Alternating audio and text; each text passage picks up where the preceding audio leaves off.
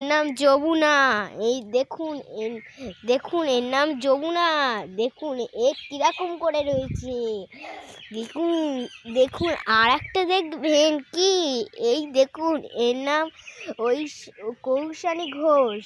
আর এর নাম আর একটা দেখবেন, এই নাম দেখুন ঐশানী ঘোষ। ভালো লাগলে কি লাইক করবেন? লাইট না করলে তো ভালো হবে না। আমি দেখুন কি সুন্দর করে সেজেছি।